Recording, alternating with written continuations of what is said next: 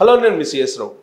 విశాఖ లోక్సభ స్థానంలో ఈసారి ఏం జరగబోతుంది, అక్కడ ఎవరెవరు కంటెస్ట్ చేయబోతూ ఉన్నారు, ఆయా పార్టీల యొక్క బలాబలాలు ఏంటి, గత చరిత్ర ఏందనేది రివ్యూ చేసుకున్నటువంటి ప్రయత్నం చేద్దాం. ప్రస్తుతం అయితే వైఎస్ఆర్ కాంగ్రెస్ పార్టీ నుంచి బొత్స ఝాన్సీ పోటీ చేయబోతూ ఉన్నారు 2024 ఎన్నికల్లో. అలాగే భరత్ తెలుగుదేశం పార్టీ నుంచి పోటీ చేయబోతూ ఉన్నారు. వీళ్ళిద్దరిలో ఎవరు గెలిచేటువంటి అవకాశం ఉంది అనే దాన్ని విశ్లేషణ చేసుకుందాం. సో దానికంటే ముందు వాళ్ళ ప్రొఫైల్స్ ఏంటనేది చూద్దాం. లోక్సభ స్థానం టీడీపీ అభ్యర్థిగా భరత్ ఉండేటువంటి అవకాశం ఉంది. ఈయన మాజీ ఎంపీ ఎంవివిఎస్ మూర్తి మనవుడిగా ఆయనకి గుర్తింపు ఉంది. అలాగే బాలకృష్ణ చిన్నల్లుడు కూడా. గీతం యూనివర్సిటీ ప్రెసిడెంట్. అలాగే ఆయన ఎడ్యుకేషన్కి వచ్చేటప్పటికి స్టాన్ఫోర్డ్ యూనివర్సిటీలో విద్యాభ్యాసం అభ్యసించారు. హై ప్రొఫైల్ ఎడ్యుకేషన్ చేశారు. 2 సార్లు ఎంపీగా గెలిచినటువంటి తాతగారి బాటలో రాజకీయ ప్రవేశం అయితే చేశారు. ఇప్పటి వరకు ఎంపీ అయితే కాలేదు. ఆయన విశాఖపట్నం ప్రజల కోసం సిటీ మేనిఫెస్టోని తయారు చేశారు. గతంలో ఎవరు కూడా ఇంత పెద్ద ఎత్తున సిటీ మేనిఫెస్టోను తయారు చేయలేదు. విశాఖపట్నం లోక్సభ కోసం ఆయన ఒక సిటీ మేనిఫెస్టోను తయారు చేశారు. 2024లో జగన్ ప్రభుత్వంపై వ్యతిరేకత భరత్కు ప్లస్ పాయింట్ కాబోతుంది ఈసారి. సో ఇక ఆయన ప్రొఫైల్ హై ప్రొఫైల్ ఉంది, రాజకీయ నేపథ్యం కూడా ఉంది. ఇక వైఎస్ఆర్ కాంగ్రెస్ పార్టీ నుంచి పోటీలో ఉన్నటువంటి సీనియర్ నాయకుడు మంత్రి బొత్స సత్యనారాయణ సతీమణి బొత్స ఝాన్సీ ఉన్నారు. ఆమె సైకాలజీలో డాక్టరేట్ చేశారు. న్యాయ విద్యలో 2 PhDలు చేశారు. సో డాక్టర్ బొత్స ఝాన్సీ న్యాయ విద్యలో కూడా ఆమె 2 డాక్టరేట్లు కూడా చేశారు. హైకోర్టు న్యాయవాదిగా ఏపీ బార్ అసోసియేషన్ సభ్యత్వం కూడా ఉంది. ఏపీ హైకోర్టులో న్యాయవాదిగా కూడా ఉన్నారు. జడ్పీ చైర్మన్గా ప్రత్యక్ష రాజకీయాలకు ఆమె ఎంటర్ అయ్యారు. ఆ తర్వాత 2 సార్లు ఎంపీగా కూడా గతంలో గెలిచారు. 2004లో బొబ్బిలి ఎంపీగా విజయం సాధించారు బొత్స ఝాన్సీ. ఆ తర్వాత 2009 ఎన్నికల్లో విజయనగరం ఎంపీగా గెలుపొందారు. 2 సార్లు కూడా రాజశేఖర్ రెడ్డి ఆమె యొక్క టాలెంట్ని చూసి టికెట్ ఇవ్వడం జరిగింది కాంగ్రెస్ పార్టీ తరఫు నుంచి.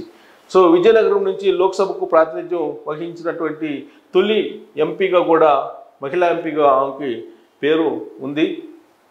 సో ఇక వాళ్ళిద్దరు కంటెస్ట్ చేయబోతూ ఉన్నారు. తెలుగుదేశం పార్టీ నుంచి భరత్, అలాగే వైఎస్ఆర్ కాంగ్రెస్ పార్టీ నుంచి ఝాన్సీ.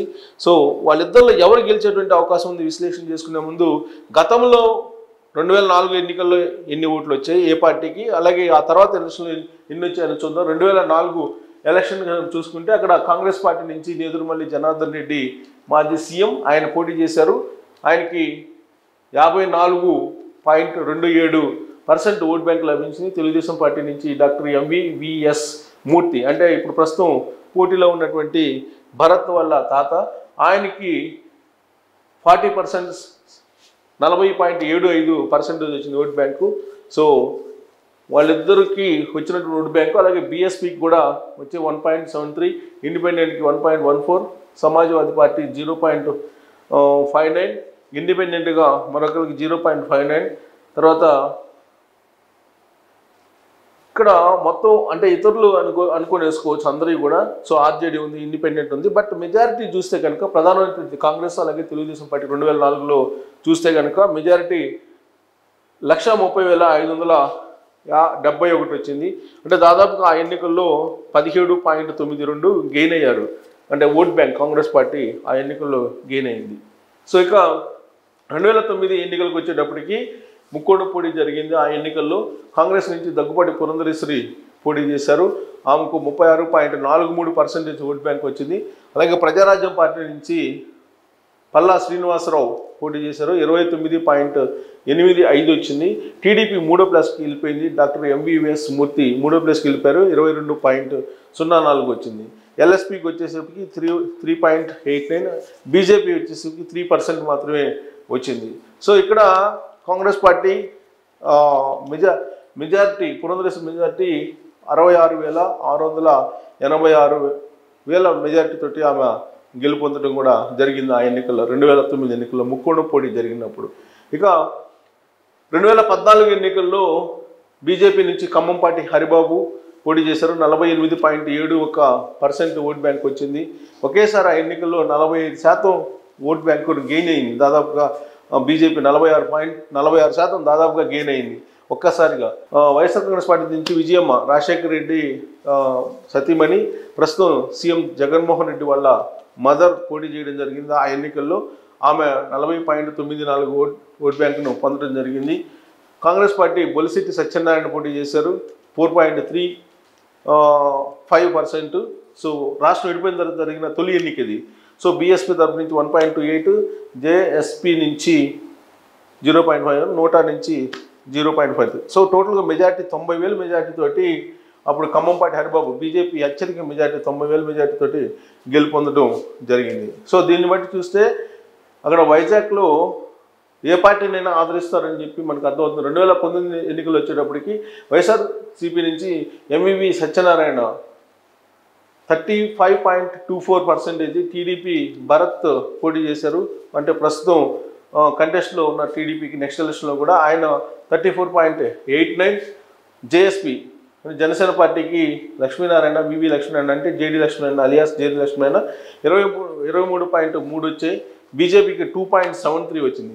యాక్చువల్ లాస్ట్ ఎలక్షన్కి దీనికి పోల్చుకుంటే దారుణంగా పడిపోయింది బీజేపీకి 2019కి వచ్చేటప్పటికి. తర్వాత అంటే 2014 నుంచి తెలుగుదేశం పార్టీ పొత్తు ఉంది కాబట్టి 40% వచ్చింది. పొత్తు పోయిన తర్వాత 2.73కి పరిమితం అయింది దగ్గుపాటి పురంధరేశ్వరి. సేమ్ క్యాండిడేట్ గతంలో కాంగ్రెస్ పార్టీ నుంచి ఆమె విజయవంతంగా గెలిచారు. నోటాకు వచ్చేటప్పటికి 1.3 వచ్చింది, కాంగ్రెస్కి వచ్చేటప్పటికి 1.18 వచ్చింది. సో మెజారిటీ వచ్చేసి 4,414 ఓట్ల మెజారిటీ తోటి ఎంవివి సత్యనారాయణ గెలుపొందడం జరిగింది. అప్పుడు జనసేన అలాగే తెలుగుదేశం పార్టీ వైఎస్ఆర్ కాంగ్రెస్ పార్టీ విడివిడిగా పోటీ చేశాయి. సో దాంతో ముక్కోడ పోటీ అనుకోవచ్చు. అక్కడ 4,414 స్వల్ప మెజార్టీ తోటి వైఎస్ఆర్ కాంగ్రెస్ పార్టీ గెలుపొందడం జరిగింది. ఇక 2024లో ఏం జరగబోతుంది అనే దాని మీద కనుక మనం విశ్లేషణ చేసుకుంటే విశాఖ లోక్సభ పరిధిలో ఉండేటువంటి అసెంబ్లీ నియోజకవర్గాలు తీసుకుంటే శృంగవరపుకోట, భీమిలి, విశాఖపట్నం తూర్పు, విశాఖపట్నం దక్షిణం, సౌత్ అనమాట, విశాఖపట్నం నార్త్, విశాఖపట్నం పశ్చిమ, గాజువాక, ఇవి లోక్సభ కాన్స్టిట్యున్సీలు. ఇటీవల కాలంలోనే pioneer pole strategies private limited ఒక అంచనా వేసింది. జనవరి 16 నుంచి 31 వరకు ఈ శాంపిల్స్ని తీసింది. 7,000 శాంపిల్స్ని తీసింది. 7,000 శాంపిల్స్ని తీసి వాళ్ళు 70 వార్డులు 55 గ్రామాల పరిధిలో ఈ శాంపిల్స్ని కూడా తీయడం జరిగింది. సో వాళ్ళు వేసినటువంటి అంచనా ప్రకారం విశాఖపట్నం లోక్సభ పరిధిలో ఉండేటువంటి శృంగవరపుకోట తెలుగుదేశం పార్టీ గెలిచే అవకాశం ఉంది, కూటమి. అలాగే భీమిలిలో కూడా తెలుగుదేశం పార్టీ కూటమి, విశాఖ తూర్పు తెలుగుదేశం పార్టీ కూటమి, విశాఖ సౌత్ తెలుగుదేశం పార్టీ కూటమి, విశాఖ నార్త్ తెలుగుదేశం పార్టీ కూటమి, విశాఖ వెస్ట్ తెలుగుదేశం పార్టీ కూటమి, గాజువాక తెలుగుదేశం పార్టీ కూటమి. అంటే టోటల్గా విశాఖపట్నం లోక్సభ కూడా తెలుగుదేశం పార్టీ గెలవబోతుంది. అలాగే దాని పరిధిలో ఉన్నటువంటి అసెంబ్లీ నియోజకవర్గాల్లో కూడా స్వీప్ చేయబోతుంది తెలుగుదేశం పార్టీ కూటమి. సో వాళ్ళు వేసిన అంచనా ప్రకారం సో ఓట్ షేర్ వచ్చేసి 55%. సో గతంలో మనం ఓట్ షేర్ తీసుకుంటే ఇది హైయెస్ట్ ఓట్ షేర్ అనుకోవాలి. గతంలో మనం వచ్చినటువంటి ఓట్ షేర్ని కనుక తీసుకుంటే ఇక్కడ ఓట్ షేర్ వచ్చేసి లాస్ట్ ఎలక్షన్ గెలిచింది కేవలం 35%. అలాగే 2014 ఓట్ షేర్ తీసుకుంటే 48 గెలిచినటువంటి అభ్యర్థికి 48.75. అంతకుముందు తీసుకున్నా కానీ 36.43. సో కాబట్టి మనం 2009 కానీ 2014 కానీ 2019 కానీ తీసుకుంటే ఇప్పుడు ఈ సర్వే ప్రకారం తెలుగుదేశం పార్టీ కూటమికి విశాఖ లోక్సభ పరిధిలో వస్తున్నటువంటి ఓట్ షేరు 55, అంటే హయ్యెస్ట్. ఇప్పటి వరకు రానటువంటి పర్సంటేజీ అక్కడ రాబోతుంది అనేది ఆ సర్వే వేస్తున్నటువంటి అంచనా. వైఎస్ఆర్ కాంగ్రెస్ పార్టీకి 41% వచ్చేటువంటి అవకాశం ఉందని చెప్పి ఆ సర్వే అంచనా వేస్తుంది. అయితే ఇక్కడ ఒక చిన్న ట్విస్ట్ ఏంటంటే బీజేపీ, తెలుగుదేశం పార్టీ, జనసేన ఈ 3 పార్టీలు పొత్తుండేటువంటి అవకాశం ఉందని చెప్పి ఇప్పుడు తాజాగా వస్తున్నటువంటి న్యూస్. ఒకవేళ అదే జరిగితే కనుక బీజేపీ విశాఖ లోక్సభను డిమాండ్ చేస్తుంది అనేటువంటిది ఢిల్లీ నుంచి టాక్ వినిపిస్తుంది. ఒకవేళ అదే జరిగితే కనుక జీవీఎల్ అక్కడి నుంచి పోటీ చేసే అవకాశం ఉందనేది కూడా మరొక టాక్ కూడా వినిపిస్తుంది. ఇప్పుడు భరత్ కనుక అక్కడ క్యాండిడేట్ అయితే కనుక ప్లస్ పాయింట్ ఉండేటువంటి అవకాశం ఉంది తెలుగుదేశం పార్టీ కూటమికి. అలా కాకుండా కనుక విశాఖపట్నం కనుక బీజేపీ వాళ్ళకి ఇస్తే కొంత ఈ రిజల్ట్ కొంచెం మారేటువంటి అవకాశం ఉంది. ఇప్పటి వరకు అయితే భరత్ అలాగే ఝాన్సీ వీళ్ళిద్దరు కనుక పోటీ పెడితే ముఖాముఖి వైఎస్ఆర్ కాంగ్రెస్ పార్టీ అలాగే తెలుగుదేశం పార్టీ మధ్య జరిగితే తెలుగుదేశం కూటమికి అలాగే బొత్స ఝాన్సీకి మధ్య పోటీ జరిగితే కనుక విశాఖ లోక్సభతో పాటు దాని పరిధిలో ఉండేటువంటి అసెంబ్లీ సెగ్మెంట్స్ కూడా టోటల్గా తెలుగుదేశం పార్టీ కూటమి స్వీప్ చేసేటువంటి అవకాశం ఉందని చెప్పి అంచనా వేస్తూ ఉంది. సో ఆ ట్విస్ట్ ఒకవేళ జరగకపోతే ఆ ట్విస్ట్ ఏంటి త్వరలోనే తెలియబోతుంది. బీజేపీతో పొత్తు ఉంటే కనుక ఎక్కడెక్కడ బీజేపీకి లోక్సభ స్థానాలు ఇవ్వాలి అనే దాని మీద ఇప్పుడు చర్చ జరుగుతోంది. ఆ క్రమంలో విశాఖను ఇస్తారా, ఒకవేళ ఇస్తే బీజేపీ అక్కడి నుంచి పోటీ చేస్తే ఈ ఫలితాలు మారేటువంటి అవకాశాలు లేకపోలేదు. అలా కాకుండా కనుక భరత్ అలాగే ఝాన్సీ మధ్య పోటీ జరిగితే కనుక 100కు 100% ఖచ్చితంగా తెలుగుదేశం పార్టీ స్వీప్ చేసేటువంటి అవకాశం ఉంది. తెలుగుదేశం పార్టీ లోక్సభలో భరత్ ఎంపీ కాబోతున్నారు 2024 ఎన్నికలు అనేది సర్వేల యొక్క సారాంశం. సో రాబోయేటువంటి రోజుల్లో ఏం జరుగుతుంది అనేది చూద్దాం. Thank you very much.